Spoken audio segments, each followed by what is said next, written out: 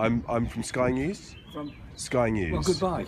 A camera-shy Jeremy Corbyn when he was asked by Sky News how he planned to tackle anti-Semitism in the Labour Party. Mr Corbyn, what are you going to do about the perception that the party's anti-Semitic? But several hours later, he announced plans for a new code of conduct on anti-Semitism and other forms of racism, and an inquiry to be chaired by the former Director of Liberty, Shami Chakrabarti. Good morning, Ken. You're wasting your day. I'm not doing. The Labour leader acted after a furious row involving Ken Livingstone, who's been suspended from the party but remains unrepentant. Don't waste all your time following it. Don't tread on my dog. Are you worried about being expelled from the Labour Party? He's told Sky News he expects to be reinstated by Labour.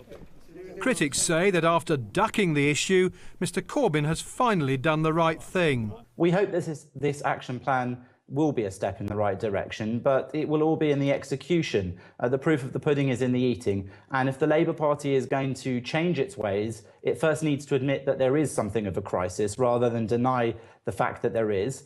This inquiry might suggest that they're beginning to realise that. As polling day approaches, there's been much debate among London's Jewish community. Somebody actually put, with the last Labour standing politician, turn the lights out on their way out. And I think that was said a little in advance of Ken Livingstone's statement, but I think it's going in that direction. What is it that has made, or is making, the present Labour thinking appear to be so anti-Jewish?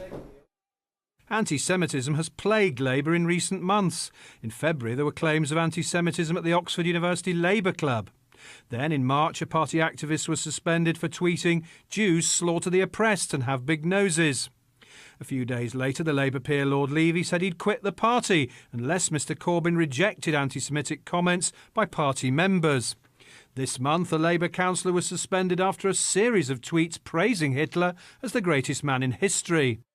This week, the Labour MP Naz Shah was suspended for comments made on Facebook. And now Mr Corbyn has announced an action plan to tackle anti-Semitism. We're not an anti-Semitic party, and where we come across individuals in our party with anti-Semitic views, we suspend them, we deal with them, and we say you have no place for those, for you and those views in our party.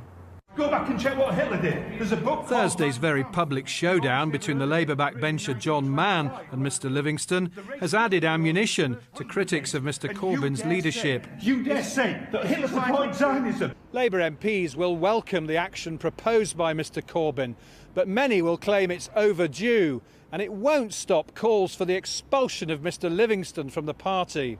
But while the Labour leader has now announced his response to the crisis, Mr Livingstone seems more concerned about household chores than his future in the party. Got to do the washing, then I'm doing some work on the pond, moving some of the newts. That's my day. I'm not making any statements.